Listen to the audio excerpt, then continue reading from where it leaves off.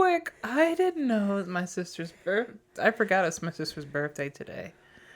We were trying to like figure out something on the calendars for ourselves, and I was like, "Whose birthday is that?" I was like, I don't know. You're like, "I don't know," and then you're like, "It's Carmen's birthday." She would have been 36 today. Yeah. Happy heavenly birthday, Happy Carmen. heavenly birthday. Oh, I thought you'd be mad at me for saying that. No, Heavenly. no. I like. She would be mad. I feel like. I told you I've been doing a lot of all the pseudo praying, and I love the blanket that her sister made for me. Had my birds sister and got her this custom blanket made. It was so fun. Sorry if I'm already retelling the story from last time or 2 times before, but my sister, the good Christian girl that she is, she wanted to get a blanket made like she did for our grandma of, a picture of them. And so I found 2 pictures that I gave to my sister. I was like, you pick one. One was just like you and Carmen in a parking lot or something. I don't know where you guys were going.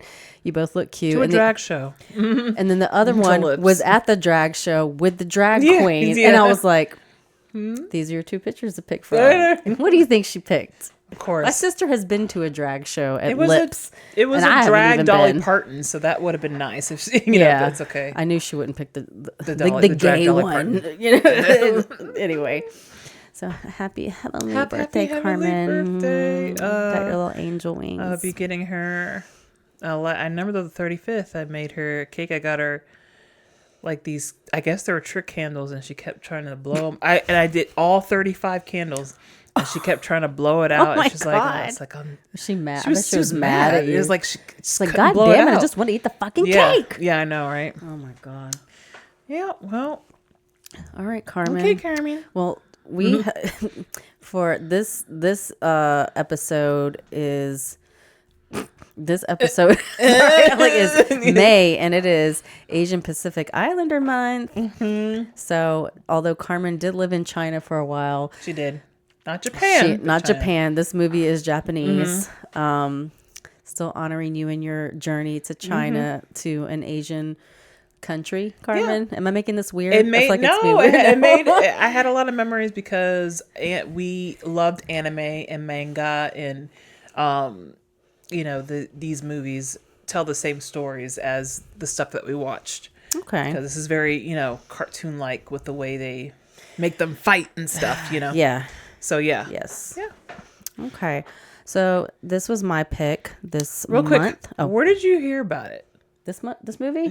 What made you pick this? Have you heard of it before? I've watched it in my 20s. Okay. It came out in 2008. Right. I'm so mad this missed my radar because it was released in the U.S. and I would have saw it if I did. But I watched a shitload of Japanese horror on my laptop in my bed in my 20s. Was it like this kind of, this type of like blood spray horror, Japanese stuff? I liked more of like the really, really sad, like psychological kind of horror stories. So which is not this, but yeah. Not this, but still J-horror. Okay. Just not this genre. But I just learned today it's called J-horror. Like there's K-dramas and K-pop.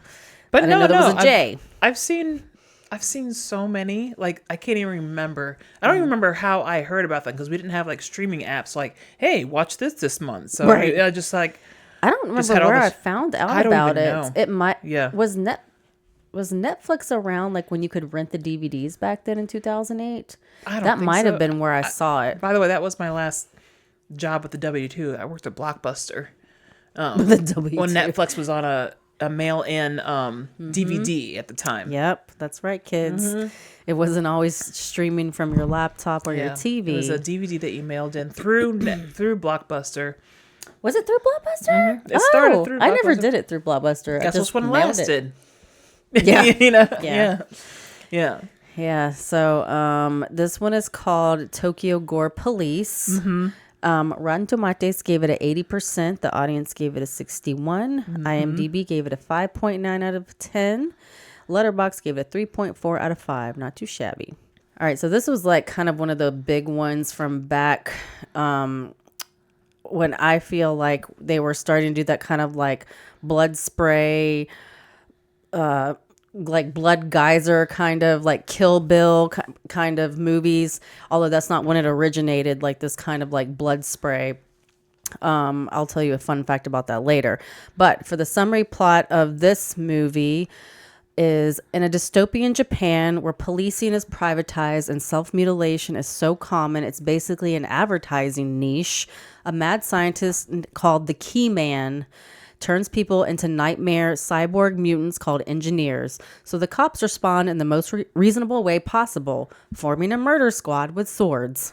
Ruka, the squad's most talented and dedicated member, hunts both mutants and the sniper who killed her dad to avenge his death. Along the way, she gets infected by the Key Man and watches the police go completely fascist, loses an eye, and regrows a biomechanical one, transforms a hand injury into a monster hand claw, and resolves family trauma with excessive decapitation. After slicing through half the city and exposing a giant police conspiracy, Ruka finally kills the corrupt commissioner, except the Key Man is still alive because apparently nobody in this movie believes in staying dead. So yeah, you have anything to add to that? You're like, no. What? Do you have anything to add to that? No. Okay. Oh yeah, I have. I picked a lot of things throughout the plots that I liked. Yeah. That we can get into. Okay. The director is, I'm sorry if I pronounced this wrong. I've had a lot of rum tonight that I don't usually have. The director. And I was like, I don't usually. You're like, and I have have on a number 5 of a 6-pack of Smyrna. Yeah, I was telling her I was feeling nostalgic. Like, this takes me back Strawberry Sunset. to 2003. My low rise boot cut, Jeans. smoking Marlboro turquoise black pack. Yeah, I don't even remember that it one. just came out. I don't know. It's like it was. I don't know. New at the time. Yeah. Wow. All right. The director is Yoshihiro Nishimura, a Japanese horror filmmaker, screenwriter, and legendary special effects artist, often called the Tom Savini of Japan. Inspired by Salvador Dali's distorted art, he began making films in junior high and gained attention with his 1995 indie horror film why can't I pronounce this? Anatomia Extinction, which later inspired Tokyo Gore Police. He became known for extreme gore effects in the films like Suicide Club, Meatball Machine, The Machine Girl, which I have seen, Me too. and Tokyo Gore Police, where he worked as a director, writer, and effects artist. Nishimura later founded his own effects company and continued directing splatter-heavy cult films and music videos, including Helldriver, Vampire Girl vs. Frankenstein Girl, and Welcome to Japan, Hinamaru Lunchbox. Okay. I could not find anything about the budget or box office. And Neither could I I. looked. Okay, I'm glad I'm not I the was only pissed one. because it did get released in Japan and the U.S. and I missed it. And I'm like, I'm so mad. Like, I would have totally saw that in the movie theaters at the time, and I don't remember Yeah. it being on my radar. So I'm pissed about that. Yeah, I don't. Like I said, I don't even remember how I found out about it. But yeah, do you have anything you want to add before I go into character and fun facts? Sure. So this is worth repeating. The last film that we had come out for our review was Tetsuo the Iron Man, which is the same genre and the same type of music that we experienced in this film. So J-horror, is usually marked by vengeful ghosts. Mutation is a big marker of Japanese horror, from being victims of nuclear fallout.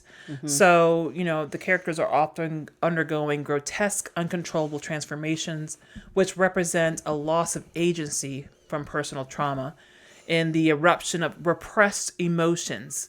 So this all makes sense. Big dicks. The big dicks is the theme. Yeah. Which I've seen here. A machine, and the Tetsuo, metal yes. dick, and Tetsuo. Yes. And a grotesque big dick, flesh dick. Flesh dick. That would, I forgot, did it shoot things out? I forgot. I don't remember in this one, it but did. I'm still kind of just thinking back from Tetsuo. It's like there's a lot of dick. It was a weapon. It was a weapon. Dick the dick was a weapons. weapon.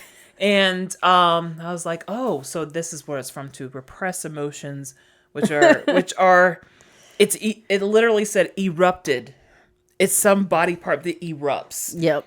And it's like monstrosized, if that's a word. I don't even know. One that we did that will be from the vault as well is Vampire Doll. Her eyes were very milky white. And that reminds me of signifying of like when children or people would see the atomic blast from the fallout.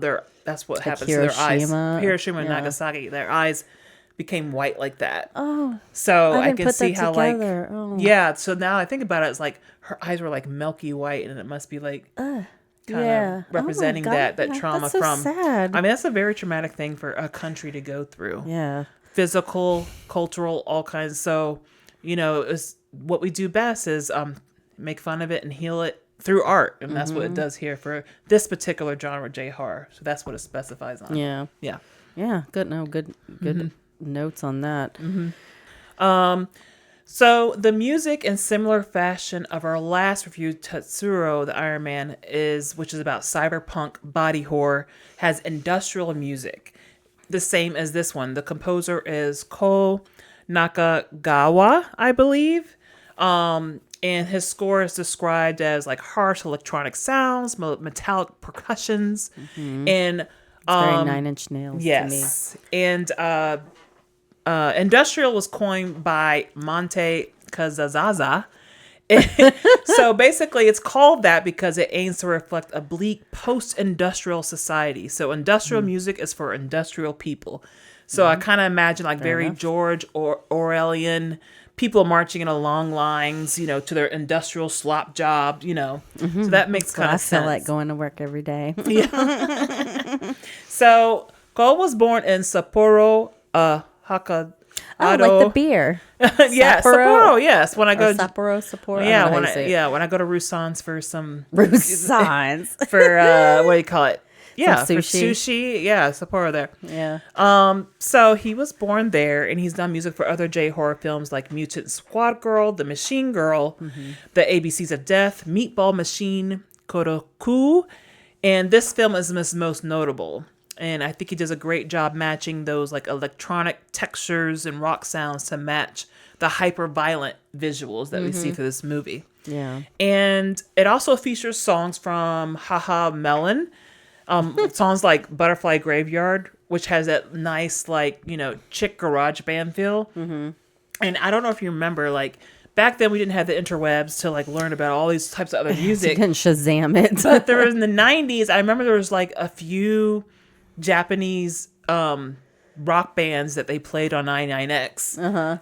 Like I don't even remember, that's an like Atlanta radio station. station. Like 5, 6, 7, 8s, Pizzicato 5. Like I just remember that. like like these fun pop songs that were from Japan that actually made the airways back in the day. So I think it's interesting. Was that kind of notable, like when there's a scene where one of the police officers or police chiefs goes to like the strip club and sees all the dancers and everything. I feel like that's when I noticed the music, the 90s music. I don't know why. I never heard it. It like didn't stand out, and I was just like, that sounds like what was it? Elastica or something. Like something like that, like from back in the day.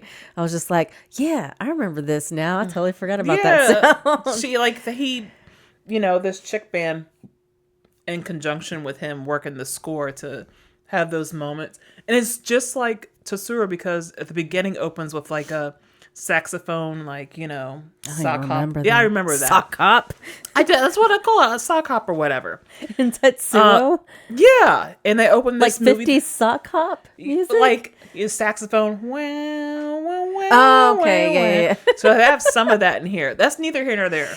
But anyway, he did a great job. And also, just last year, they released an extended composer's cut vinyl for this film, which is on blood red vinyl. So, which is from recently deceased records. So I'm really into vinyl, and I think that would be cool to own. You're going to try to find that record. Okay. That's cool. Yeah, you so notice so many things that I don't notice. Well, that's why it's a yin and a yang, Dana. That's right.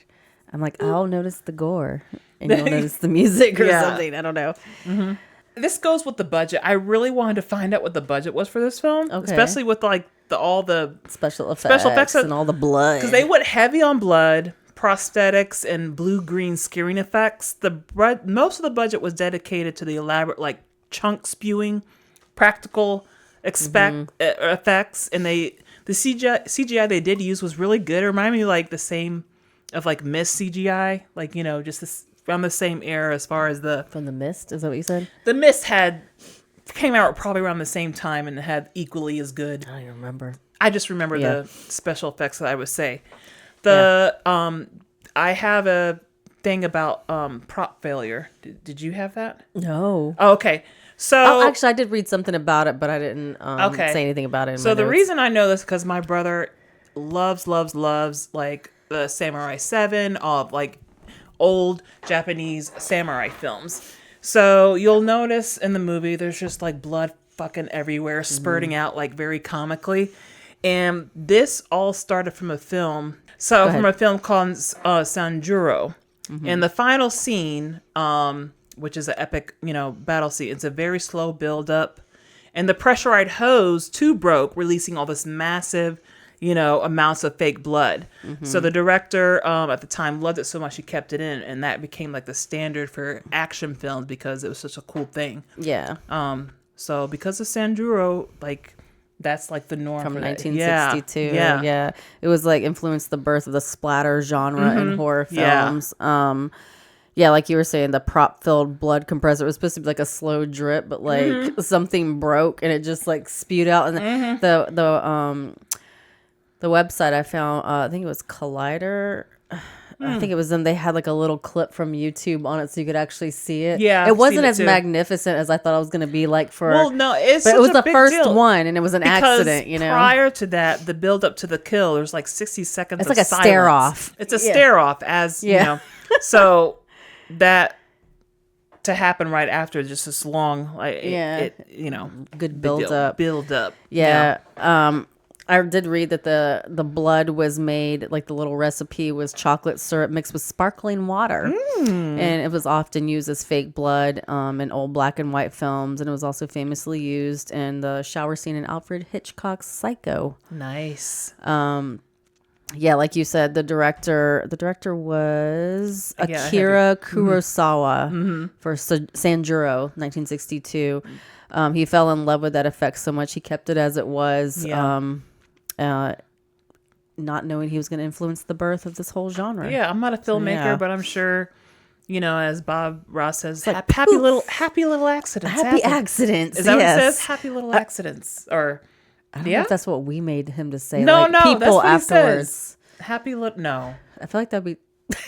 I felt like he said it. Happy little. That sounds. I'm like that sounds like something like the church would say like, oh, you got pregnant. That's a happy little accident. Or I don't know. I usually have my phone to Google, but it's recording. I want to ask Google. Here, you want to ask? Here, we can ask here. Okay. I'm like, what is that from? Okay. Who said? Did Bob Ross say happy little accidents? I'm doing it. Yes, Bob Ross famously said, "We don't make mistakes. We just have happy little accidents." Yeah. You're right. Okay. As in film. Okay.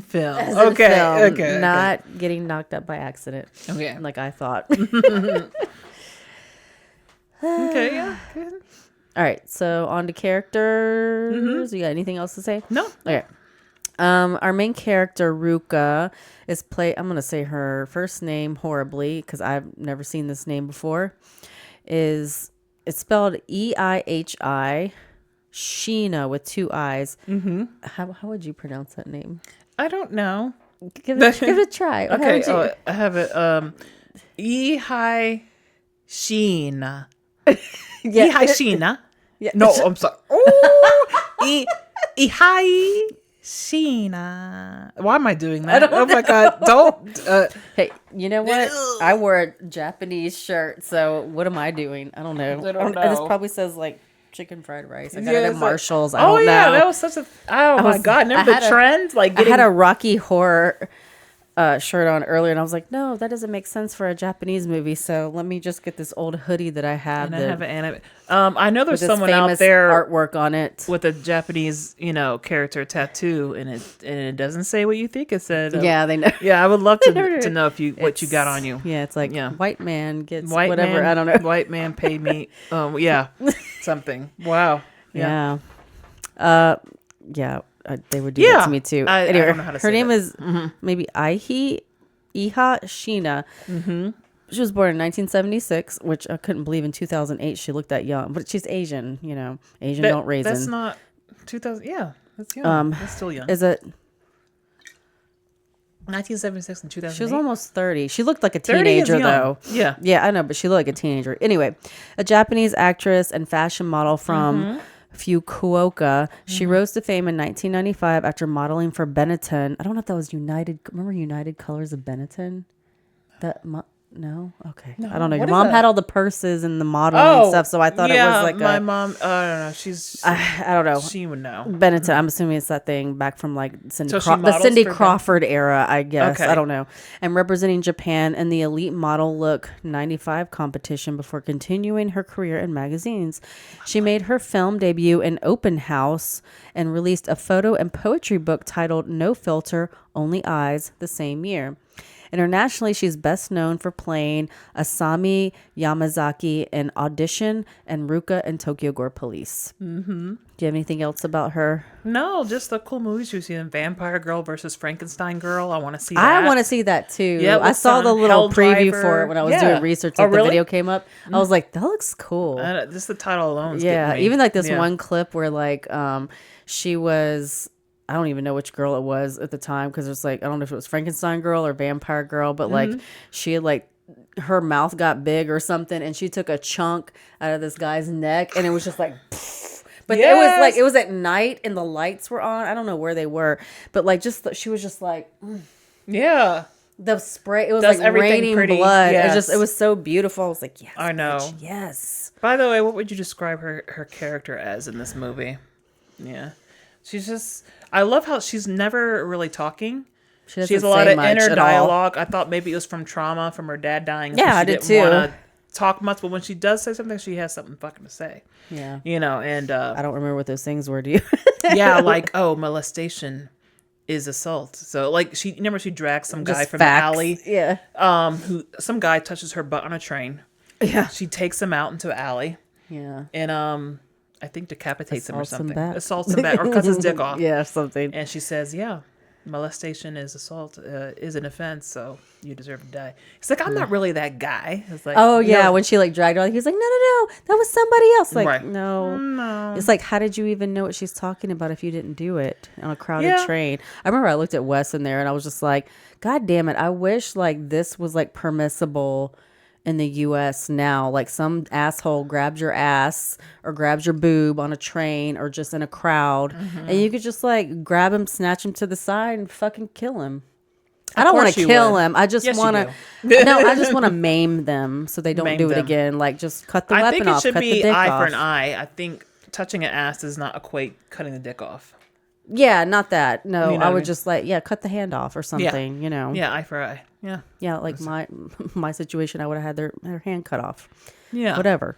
Mm-hmm. All right. And the next one is the key man, right? This is one of the main characters as well. He is played by Itsuji Itao.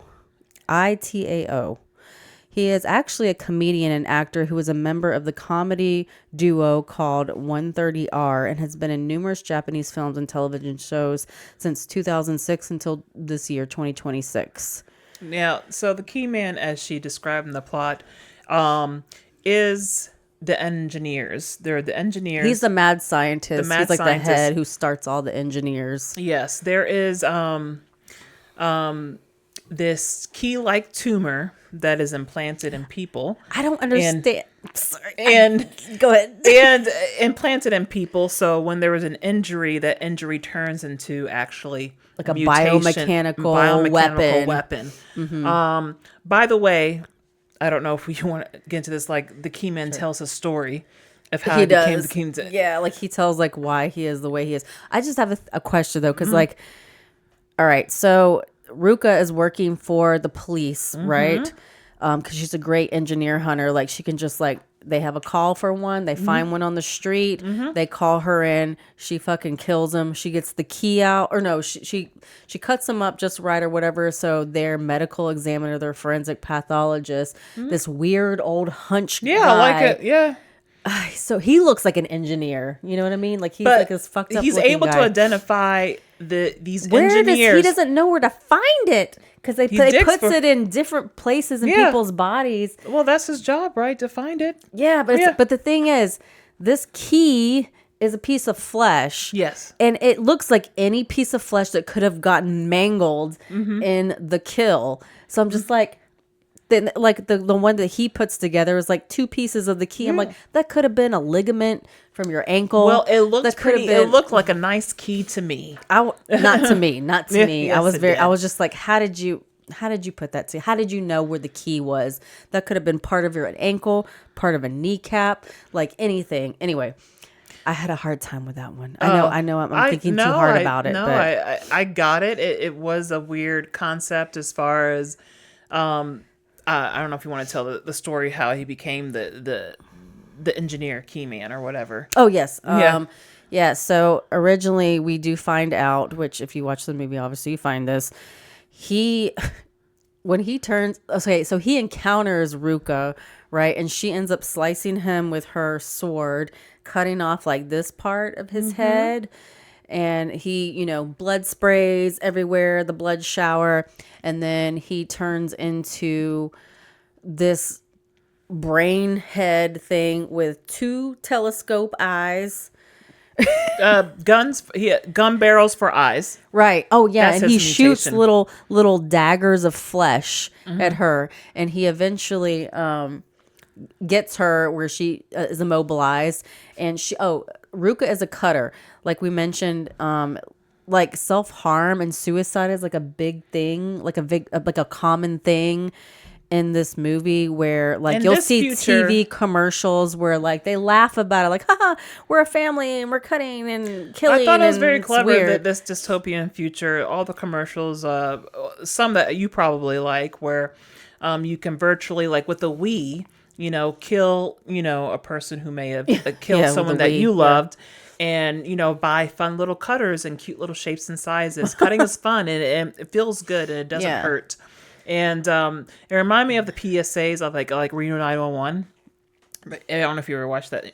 Oh, Reno 911? Yeah. Like they have the fake commercials, like PSAs, like that I don't cops remember give. that. I didn't watch it though. So this future is very interesting, and there's always like they always reiterate and just say into like with the megaphone, the police agency is for your protection, for your peace, and like they just keep repeating it. Yeah. Remind me, what's that movie I kind of don't like?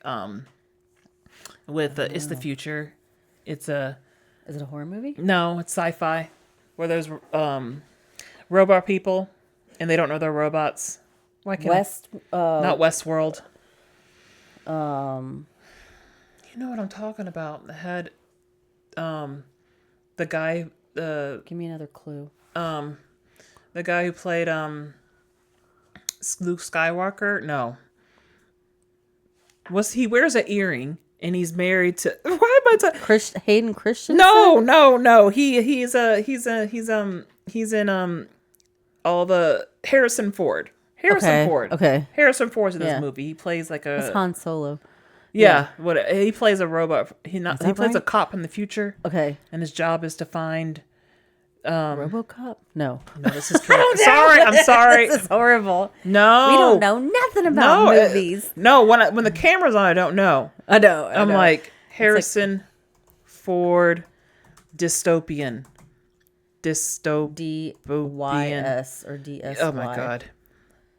Oh my god. Not Raiders of the Lost Ark. What? This is pissing me off. Harrison Ford, You're not spelling it right. Dystopia movie. Blade Runner. I never saw that. I saw that, I'm and I saw the sequel. the only person that hasn't seen that. It's a very good film. It's from a director that we love. Okay. I think it's Ridley Scott. Oh, who did Alien? I think he did Blade Runner. But anyway, it reminds me of this. If we're wrong about that, It's very Tank Girl, very Fifth Element as well. Just the styling is fun. Yeah. Okay. I was on a tangent, but yeah, like, okay, so the murder. What are you talking about? So the funny thing is, okay, the engineer, yeah, who is this guy? They have a standoff, like her and the chick cop. They both, that's what I love. The chick cop. That's what I love about anime. It makes me miss watching it, and I haven't watched it since my sister's passed. I can't, but it's the origin stories. Like, how did I become this fucking freak monster thing. And it's so stupid because it was like basically So you know how I was saying that like Ruka was she was working on the police force to avenge her father's death because he was a police officer too, and a sniper took him out, and she never knew why. So we come to find out when Ruka and the key man had this standoff. By the way, she's a cutter. You can see the scar. And her in the mom beginning. was a cutter too, but I think she was Oh, mentally you're ill. right. Yeah. Who knows? Everybody was like fucked up in this movie. Everybody was hurting themselves in some way, and all the commercials, the Japanese commercials, they were just like, yeah, it's great. It's fine. Everybody does this. It's fine. Make a game of it. So when she has a standoff with the key man, he puts this key inside of her and her arm, the arm that she cuts both of her arms, but inside where she's cutting. And so like now she's an engineer, and they eventually meet again, and he tells her his story. He's like, hey, I actually was just like a scientist into like genetics and shit, and I used to work with I don't know how he got like all the famous serial killer DNA, like Ed Gein and Charles his Manson dad was a and sniper shit. who retired. Right. So he was studying this. So he had all this stuff, but like, yeah, like while he was studying, I guess like his dad was on the police force too, or some military or something. And he got hurt. So like he lost a leg or something. And so he could no longer perform his job. So he got like fired or retired He got or laid off. traumatized. He was doing a kill, and there was a child involved, and that made him not want to I forgot shoot the anymore and all this kind of stuff. Yeah. But in all, what was funny, he's telling her like, this is who I am and how I just become revenge. We're both on the same side. Both of our dads was cop, and they got killed. And he studied all the killers' DNA and brains, which is, I guess, is a real thing because, you know, every time a serial killer dies, like, can you donate the brain to science? I meant to look that up. Like what have they found? Give access before they What die. have they found from like studying the brains of Marilyn Manson, all this kind of stuff? Nothing? Or is it nature? Did you say versus Marilyn nurture? Manson? Well, you know, Charles Manson. What have they learned from studying all these brains, you know, and the DNA? Nothing? Nature versus nurture, or were they just born I think they fucking see weird? I feel like they probably see the physical changes in the brain. But it's Not just that, but- that is the tall tale question of life. Nature versus nurture. Was I made this way, or did something happen? Was I born But I this like way? the vials that they had. So he injects himself with the DNA of Maria Gonzalez. Do you remember her?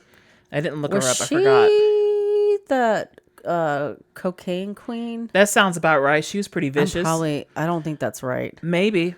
Ed Gein, which we know. Ed Gein, yeah. Charles Manson, which we know, and James Jones, which is probably the Kool-Aid guy. Yeah. So yeah. Okay, yeah. Let me inject my DNA of all this, and what's the next logical step? I'm gonna jump off the roof, and then he wakes up to a door, and there's a little man with horns that looks like the devil that gives him a vial with a key-shaped tumor. Then he wakes up with that implanted in his head that it was given to him from this little man with horns. And he reproduces it and cultures it and decides to make like an army nation of engineers. And it's like, look, your daddy died, my daddy died. You know, we're on the same team. And it's so funny after all that, she's like, thanks for telling me you're a lunatic. And then shoots him and splits him. Yeah. I was sold. I'm so easy. But I'm also, like, okay, so we didn't finish like the part why they're connected. It's because his dad was, you know, he was disabled or something and couldn't remain on the police force or something. So he, you know, was taking any job he could to keep his family out of poverty. So the police commissioner, who was also the boss of Ruka's dad in the police force or academy, whatever the fuck they called it, was like, hey, I don't like Ruka's dad. Not that they knew each other then, but like, I don't like Ruka's dad because he is against privatizing the police force in Tokyo. And so he said, hey, you used to be on the police force and you're a great sniper, so I'm going to pay you to kill this man. And so he does, right in front of Ruka's face as she's a child. And also the key man as a child, or, you know, as an adolescent or something. They both see this happen. So that's how they're connected. Well, I'm like, so there. yeah. Sorry. I But he's a comedian in real life. They're just funny. Okay, I don't know why. But anyway, like in general, there is this future with privatized police officers. And It sounds like what they're trying to do in weird shit yeah, in the U.S. so now. there is a point where this engineer kills a whole bunch of officers. The chief sees his fallen brethren down. And what does that make him do? It makes him even more vengeful. Yeah. He's like, okay, now we're going to round up anyone who opposes the engineers. And even if they look a little suspicious, we're going to kill them, which is very much like, Yeah, it gets in essence, crazy. with It's where, like, police. No proof, they just suspicion How now. it was with, Yeah. you know, when it comes to, you know, having a very black day, which means they would tell us in the police were like, you go out there and have a black day, which means round up as many black people as you can, even if they look a little suspicious. That's what they call it? Like Having a black day? For example, like there's like a police force, like you have your brief for the day. It's like go out there and have a black day, you know, or like, you know, basically arrest Do you think mostly my black sister people. was told this? I can't speak for her. Okay. But anyway, it's just funny I'm gonna because ask her. this is something that's, you know, very systemic and in policing. And today In certain it kind of police. represents the privatizing of like policing. Like now the Latinos are getting their taste. It's like, it doesn't matter if they look suspicious, like, you know, and the funny part is she becomes an engineer, not by choice. So it's like an ICE officer who's Latina. Like you're one of us, but you're an officer. Like, you know, all this kind of stuff. So it just made me kind of correlate to like policing today. True. But this is with ice. through the eyes of an American. Yeah. I decided to look up what was going on as policing as far as Japan for him to be making this. Oh, tell me more. So- Oh my goodness. Well. So of course we could see how this correlates to like American, like, you know, that people hate the police. You go so deep, and I'm so surface level. I'm just No. like, and then this happened, and Well, you're just no, like, no. and these are the psychotic, No, it's just interesting. No, I'm glad. Go It's ahead. policing and just without discrimination, killing everybody. It used to be a good thing. Like this is for the people's protection. This is a good Right, idea, and right. then it got Safe for vengeful, everybody. right? So real quick, there was a song that I thought of. It's called 41 Shots from Bruce Springsteen or something. Oh, About wow. this guy who gets killed by 4 police officers. He had 41 shots in him. So It's that overkill. that is vengeance. That is anger. That's So, personal. It's like a cycle. Like Yeah. Israel and like if my brethren dies, my cop friend by something, I'm gonna take it out on that. I have the Revenge, power. I yeah. can. 41 shots. That wasn't necessary. And by the way, they all got acquitted. You know, it was the 80s. Not surprised. So in 2008, this is just what AI told me. I don't know anyone personally from Japan, so it would be interesting to know. My sister lived in China, which is totally different. Yeah. There was high intensity crackdowns on organized crime, and it began the modernization of interrogation techniques because at the time, 99.9% of people were saw guilty. So that was like Yeah. not true. So they started recording the confessions and before that it was like forced confessions, all kind of Yeah. stuff. So the, you know, hating cops is universal, and it was at the time like Americans, like they didn't have a good trust with cops. But in the late 2000s, it started to get better, and they actually started to trust the police again. In the 90s, not so much.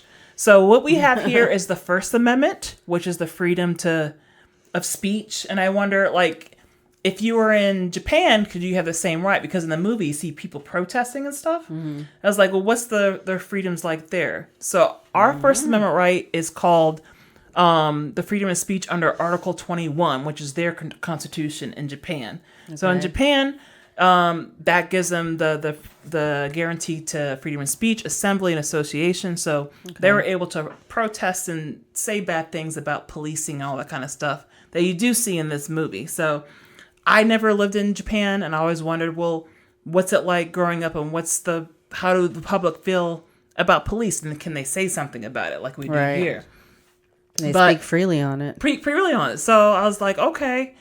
When I watched the movie, I just kept thinking back, like, okay, how it applies in America. But like, I'm not Japanese, but you know, it's just What was it? There's a lot of shit going on, man. Like with the whole. And what's it like now? Trauma? They're supposed to be like the whole Japan's supposed to be like the cleanest country with like. Oh you know yeah, what I mean? because when you're it's like, but how was that enforced? Was it by violence? Like I don't know. No. When you go to school, I have no idea. I know this. When you go to school, when you're like in It's just like indoctrinated. When you're in kindergarten or you go to grade school, you make your own lunch, you clean up your own lunch, you clean the school. Like everyone cleans up. Everybody takes a hand in it. Here is someone else's job. Yeah. Like there's a custodian. There's something. It gets done, but not by me. So when you're in grade school, you are cleaning and doing everything yourself. So when you become an adult, you do the same thing. They should teach that here. Yeah. There's a baseball player who plays, he's Japanese. He plays for it's like the American team. And after each game, he cleans the stadium. He goes and picks up the cups and stuff because that's just like in the bleachers. Yeah. Oh my God. I'm like, oh, that's so sweet. Yeah. So it's not like by force. It's just a cultural thing. Yeah. And it's you know. Wow. Yeah. But obviously there's a lot of sexual repression going on because you just got like dicks galore in their anime, like just going nuts. Like what? You know? Yeah. I don't know. What? Oh my god! Weird. I was thinking something. You're like dicks. What did you say? I don't know, man. I don't know what I said. Dicks. I started dicks thinking about like hentai. My brain went to hentai, and I was like, "Is that Japanese?" I think so. Yeah. Okay. Back then, I didn't know when I did watch it. I didn't know. I didn't watch that. What are you talking about? No. What are you talking about? Anyway. I downloaded off LimeWire. It took like a day. You didn't just order it from a bougie, no, not bougie at all, like scary weirdo website and get the VHS like I did back then? No. I remember I would go to like I loved cartoons back in the day. I didn't like anime, but I liked hentai. Anime. I don't know why. I think I still have my VHSs. Really? VHSs. I'm so mad VHSs. I gave them all to Book Nook. I'm like, I don't need these. Your hentai? No, not hentai. Just all the VHS that I had. I wish I kept them. We can go look in my storage closet in the other room and see if I still have them. Yeah. Find it and show it. I don't want. I just remember there was like a lot of octopus tentacles, and I was like, I've never seen this. It's always before. octopus tentacles. It's just like this the theme. It's very tentacle heavy. Anyway, yeah, there was. Yeah, there's like all these lines from the movie that was like, oh, and there was one scene. I wasn't even listening. I was just looking. I was looking. I'm glad you were listening. There's this one bitch who gets killed who is like which one? A mistress or like a pimptress. She's a head pimp. She's like the madam. Yeah, she's just like Lane the madam Maxwell. Of the brothel. She's just Lane Maxwell. And Ghislaine Maxwell. Yeah, is that her name? What the fuck is her name? Ghislaine Maxwell. Ghislaine. Yeah. Yeah, she's like on the phone. Too bad she didn't go down like that. I don't believe that's really her that's in jail right now. Just anyway. Oh, really? Anyway, no. But she was like, I don't care if it hurts. You're going to like it. And like, oh my God. So, yeah. She's like, oh, you like hurting women? Oh, I got the girl just for you if you let me live. He's like, no, I kill you anyway. But the weird thing is, the engineers, they kill bad people. But the police force is killing the engineers. But don't the engineers kill like bad people? I didn't catch on to who they were killing. I just thought they would just find them on a rooftop somewhere. Or like some of the engineers. Okay, one of the police chief, he goes, his name was Yukihide Benny. Okay. He was also in Robo Geisha from 2009. I want to see that one. And Robo Geisha? Robo Geisha. Okay. And Assassin. And he was also in Vampire Girl and Frankenstein Girl. So was, it says Bara Bara Man. Bara Bara Man. GG Boo. I feel like when I looked at it, I thought it was the autopsy guy. Oh. I think. But they were both in Vampire Girl versus Frankenstein Girl. Okay, we were talking about the engineers, like who they are attacking, right? Yes. Okay. Yes.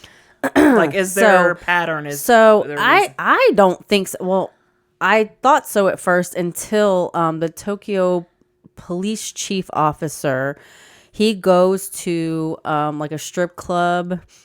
It reminds me of the Claremont a little bit. Yeah, that was a wild scene. Yeah. So they except the way that they display the women is different, but they have like a little curtain they pull up for like 1, 2, 3, and like one of them like had her nipples cut off, and it was like stitches or teeth or something. Yeah, teeth something. And another one was shit, I forgot what the second one was. The one that stood out to me was but the one before the chair. Oh, the chair. The one before the chair. There was another one. Oh, she looked like a snail? That one? Yes, there was a girl that was like had like a snail shell on her.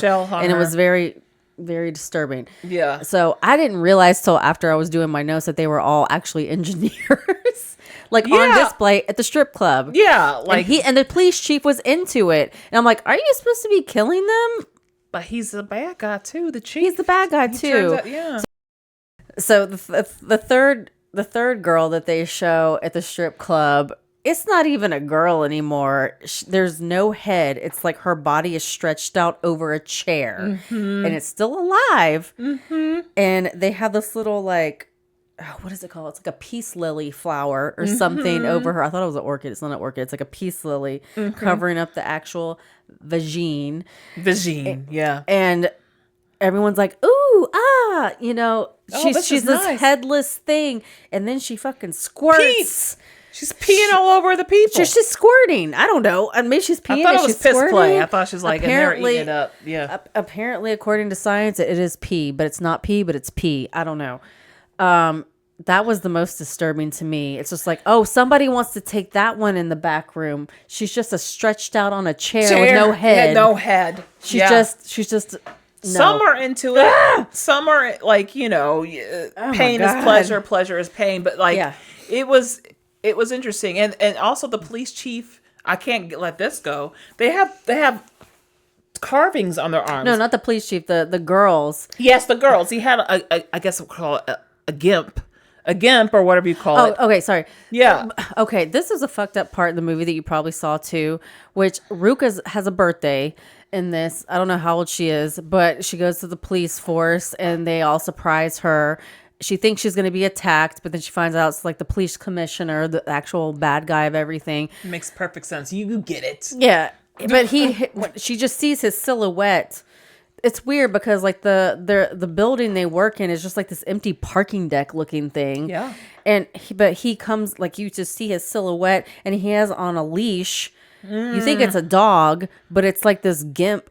Can we say gimp? I think it's a gimp, right? I don't know. That's what It's a girl who has, it's like a quadriplegic. But she can move. No, that's not right. That's not right. She can still move. She has to here. Her limbs to her are cut elbows off here, and her knees. And her knees are cut off. Yeah, and she's got this like bondage shit on, and she does favors for him. She's into it now or whatever, but there is a part where he does this switch. And the switch, when the subtitles come up, he puts the switch. I don't know if it was like neurogas going into her mask to make her attack, but it said manic depression. And then manic depression. Yes. I was like, what does that even mean? He turns the switch, and then the subtitles, manic depressant. I forgot about and that. And then, it's so fucked up. By the way, this gimp or whatever does have awesome transformations. Sorry if we can't say gimp. I don't know what the proper word is. It's S&M play, right? That's a thing. I don't know. I have to look. I don't know. She has a pretty cool transformation throughout the movie. First, she's limbless, then she has swords for legs, and then she also has machine guns for legs, like different types of. She evolves. Yeah.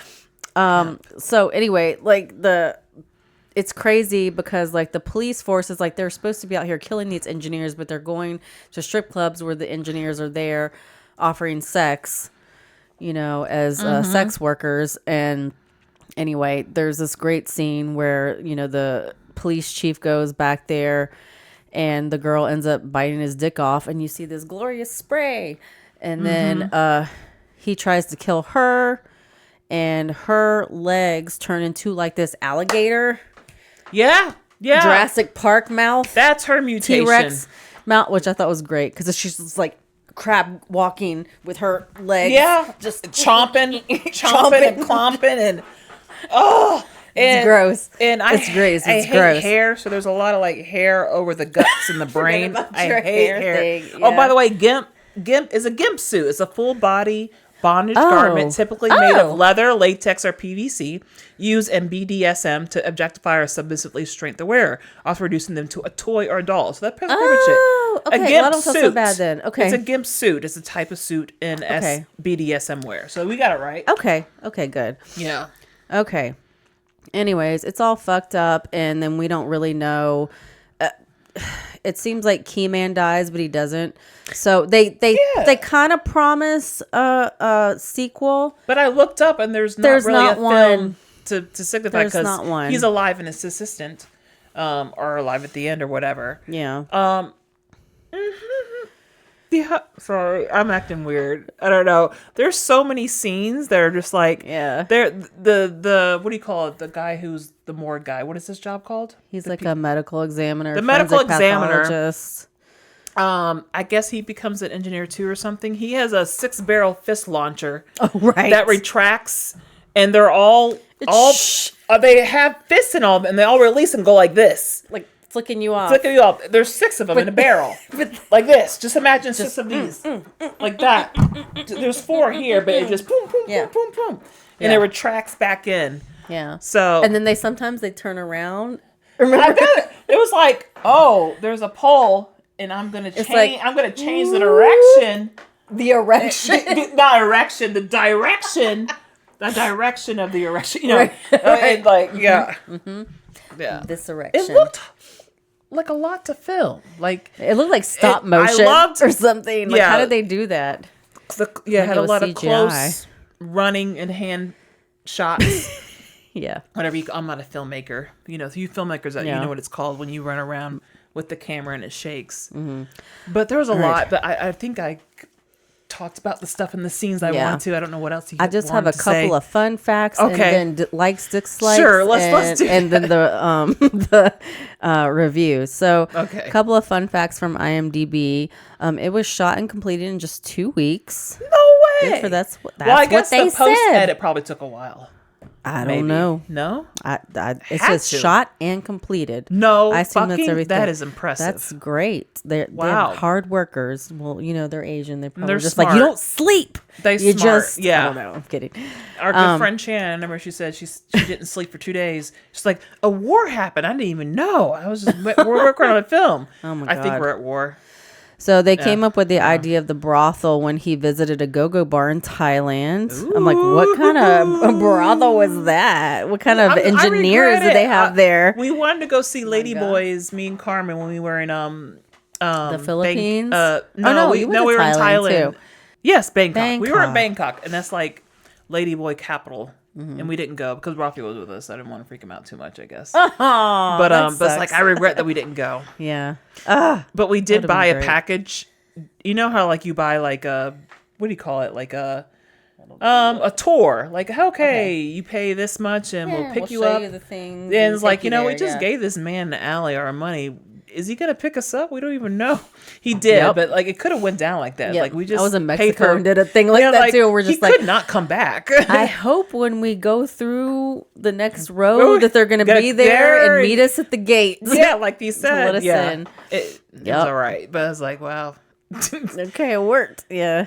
Woo. So he got this from inspiration from being in a go-go bar in Thailand. Yes. Or the idea of the brothel when he the visited brothel. a go-go bar in Thailand. Yes, like you said. Okay. All right. So my likes and dislikes, I'll ask you too. I didn't have any dislikes. I got what I paid for, knowing the name of the film, Tokyo Gore Police. Did you watch it on Shudder for free? I'm not. Did you watch it on Shudder? It was on Shudder. I watched it on Tubi. Oh, I couldn't you watch it get on Shudder to fucking on my Work? stupid TV. Oh, That yeah, I stupid watched- TV in the living watched it room, on it Shudder didn't without work the right. commercials. It Okay. won't have that app on That there for sucks. some reason. Anyway, likes. I liked it for what it was. It's a ridiculous dystopian film that is a cult classic for its genre of Japanese blood spray I'm too drunk. Blood spray horror, The Geyser. It was made for its shock factor, and I'm here for all of the disturbing gore. I thought the special effects were decent for 2008. What about you, or your likes and dislikes? I don't have any dislikes. It made me miss how much I used to watch so much J horror, like back in the day, just the random stuff. And like the psychological. yeah, ones. all the genres. Like I just Yeah. watched so Like much. Ringu I remember and I all watched that. so. Did you watch that? Ringu? Yeah, it wasn't even my Okay. favorite out of the stuff. Like the Okay. stuff I that didn't wasn't even really watch well the known actual was like Japanese more my one. favorite. Like Yeah. I've seen The Ring and I've seen The Ring and I've seen The Grudge and all that kind of stuff. But that's not even like Grudge, my yeah. favorite out of like what they do. Uh-huh. And it kind of made me remember like how fucking what's the word? An art it is that they have with their kills in storytelling that I and I'm glad we have these months because it makes me like visit horror that I kind of forget about. Yeah. So poetic. I don't have any dislikes either. I thought I was very impressed what for you pay 2 for. weeks. You knew it. And yeah, the explanation to stuff in the storyline was kind of that didn't make sense, but I liked the vibe. I liked it. Just felt very like The vibe was good. Fifth Element, Tank Girl / Mm-hmm. It reminded me of the anime I watched too, like Helsinki, Melancholy of Sue or whatever, because they have all these like cutesy songs in the middle where there's always like destruction and killing going on, like it's like that. And when you watch anime, it's like they in this It's movie they cutesy and had fun, like but this it's little like we're dying. this little like operator girl. She had this She's cute. blonde hair and she was wearing this little army outfit, but it was like very cute and like cute. like almost I can't say stripper, you know what I mean? Dancer kind of outfit with a little hat, and she was just like, "You can't. This is what's happening now. You got to be on point for this, or like whatever it was." I guess she was the what do you call it the announcer for she was whenever things come on the radio when you're a police officer. She would announce all the stuff. Engineer killer at building 2. Yeah, building 2. And then there'll be like death and killing, and then it flashes to her like, yeah, she's like, exactly. Yeah, I loved it. Yeah, I don't have any dislikes. Yeah. I don't have any dislikes. Very clever kills. Everything was unique as far as the mutations of all the engineer possessed people. So yeah. I want to see Machine Girl again because I watched that too back in the too, day, and back in the day. I don't remember what the storyline was, like what the backstory was, like how was it the same thing? Was it like some weird mutation thing that you got infected by? I don't remember what it was. Yeah. It's been a minute. I love that like Quentin Tarantino was very inspired by like the blood I don't know which spray came too. first. I don't know when Kill Bill came out. That came out in 2003 because I looked it up, but the spray thing came out. What was it, like 1962? But he had a double feature where there was this girl with like a saw for her leg and stuff. Quentin Tarantino had a double feature. I don't remember what it was called. I know what you're talking about, but I don't remember. Yeah, the it was like details. Death Proof and some other thing that was very similar to this. Yeah. So I love that like more modern, like non-Japanese but Japanese themed, I guess, kind of movies were like themed were had that same kind of idea. I love the blood spray. I just like the gore. That's all. That is definitely their signature, and it's fun to watch. It's fun to watch. So that makes me think that you have to do it in one take, like because once you, it's a lot of blood. It's like you can't redo that. Like it could clean be everything, just like Kool-Aid or something. Yeah, you don't want to like clean everything up and redo the kills. Like it's probably Then they gotta clean. It's like you have a backup outfit that doesn't have blood all over it. I wonder. I don't think they retake those shots. They probably just do it. That's a good question. It seemed like a lot to redo again. Yeah, I don't know. Very good. We don't know the budget. I don't know. We don't. I really want to look see at the other ones too, get an idea what it might have been. I have no dislikes though. Very good film. Do you have any reviews? I have 2. Okay, go for it. I'll do my 10 out of 10 one first. Okay, hold on. This Jesus, one. that's bad. I know. Bam! Tokyo Zang. Wait, where's this from? This is from IMDb, and this is 10 out of 10 from. Ooh, I don't have it. Okay, anyway, it says Tokyo Zankuku Kiyasatu. I don't know what that means. Inevitably, I know. Inevitably, and that's not. Inevitably, no. You got it. No, I'm sorry. Inevitably.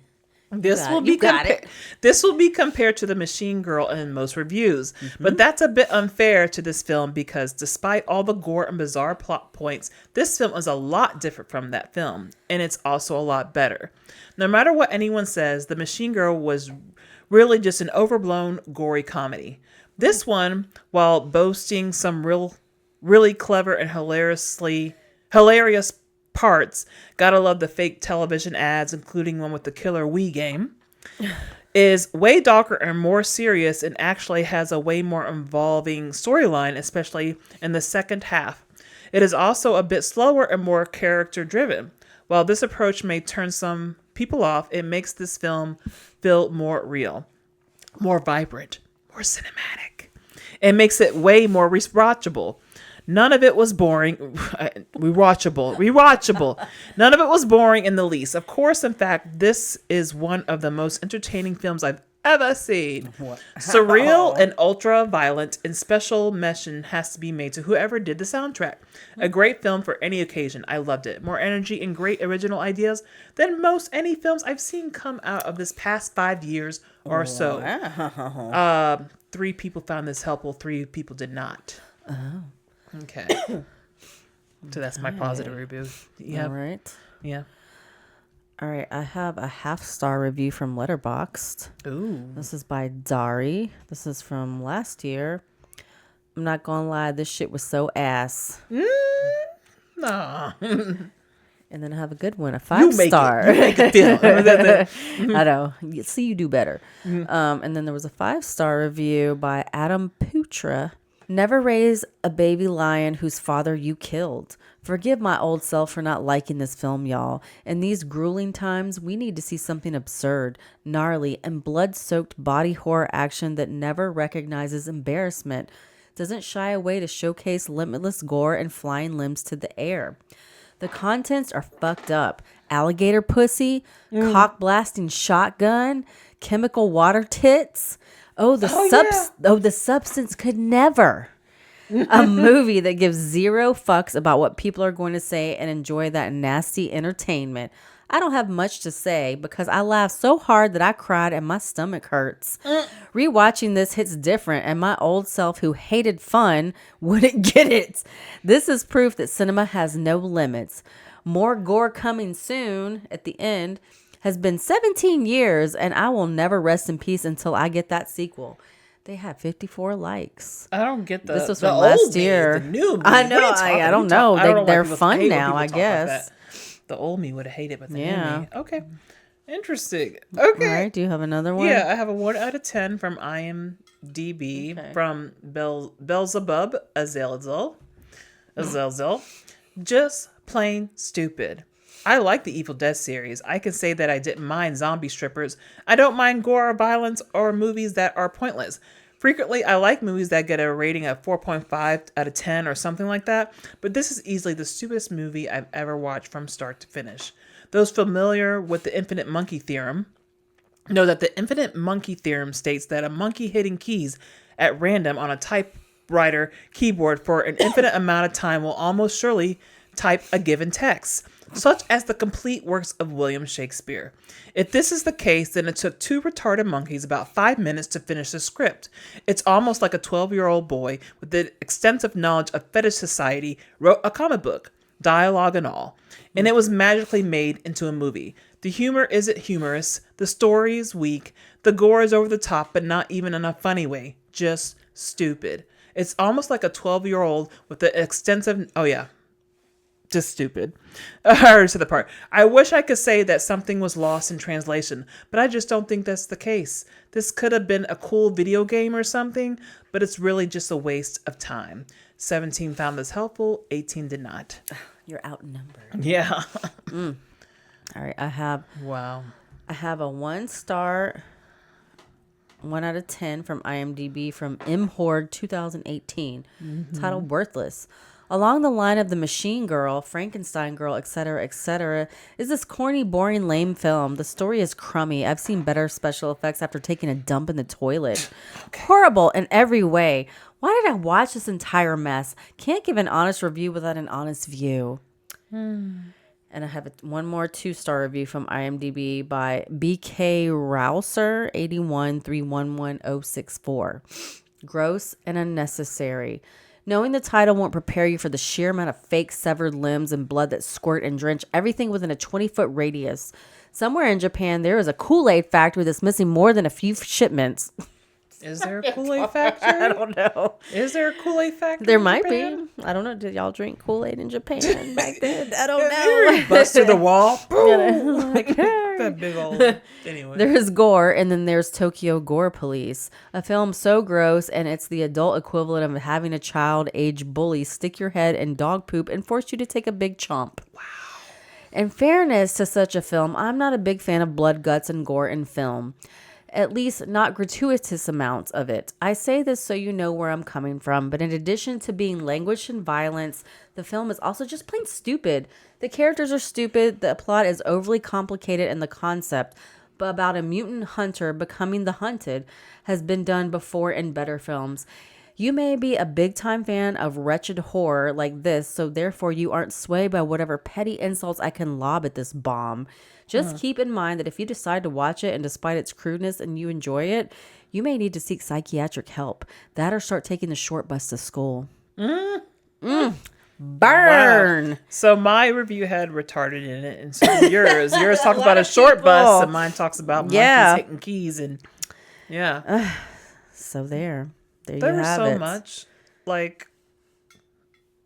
there's a lot. There was a lot. There was a lot. So, what did you guys think I of liked Tokyo Tokyo Gore Police? Tokyo Gore Police. Yay! Yay! Yeah, in a nutshell, I work for the police and my daddy was killed, but then I get infected with the engineer with the key shape thing, and now I'm an engineer, but I'm killing. Now the police are extra crazy, so I'm gonna go crazy. kill them because they're killing innocent people. Yeah, The end. it's a vicious cycle. It is. Okay. By the way, we haven't done this in a while. Like and subscribe. Follow us on YouTube and wherever you get your podcast, and leave a comment.